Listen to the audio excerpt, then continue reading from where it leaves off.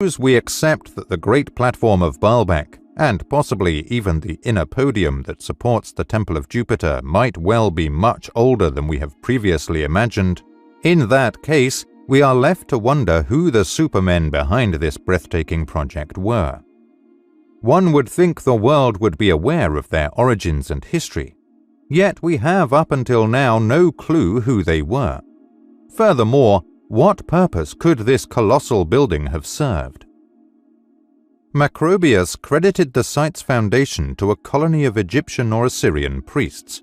However, that is never mentioned in any known Assyrian or Egyptian record unless under another name. Nowhere in extant Roman records does it say anything about the architects and engineers involved in the construction of the Great Platform. If the Roman architects did build it, they sure changed their minds so quickly. A quick look at the Trilithon reveals at least 3 different styles of architecture. The local Muslims believed to move the gigantic stones of Baalbek would exceed the capability of humans. Instead of giants, however, they attributed the work to demons or jinn. In this tale, it was built by King Solomon, with jinn's assistance, as a palace for the Queen of Sheba. Scottish traveller David Urquhart devotes several pages to the riddles, and concludes that the temple must have been built using mastodons, giant extinct elephant-like mammals, as mobile cranes to help them move the stones.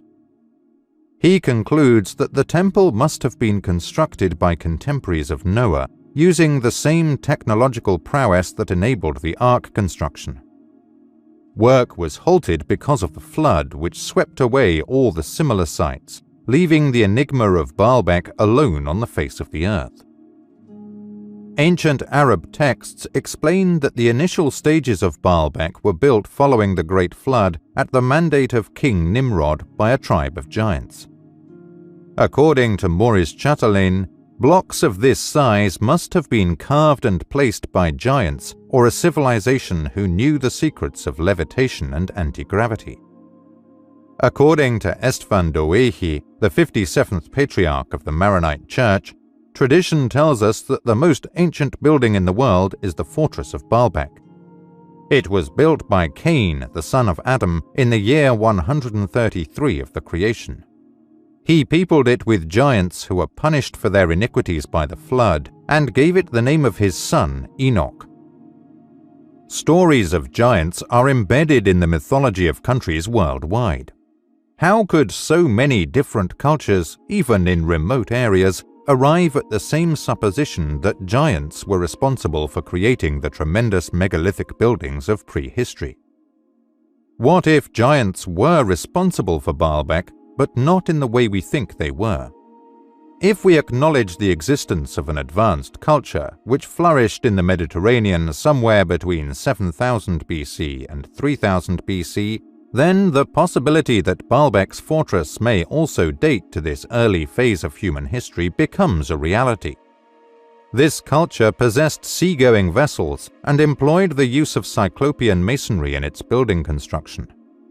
In her important 1930 work, Atlantis in Andalusia, E.M. Wishaw found evidence of Neolithic and possibly even Paleolithic seaports, sea walls, Cyclopean ruins and hydraulic works around the towns of Niebla and Huelva. This demonstrates the reality of an advanced civilization of Cyclopean builders in the Mediterranean.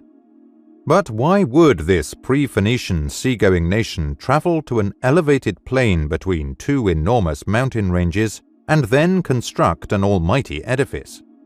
The site has without a doubt been seen as holy for many thousands of years, but these ancient architects may well have had a much more important reason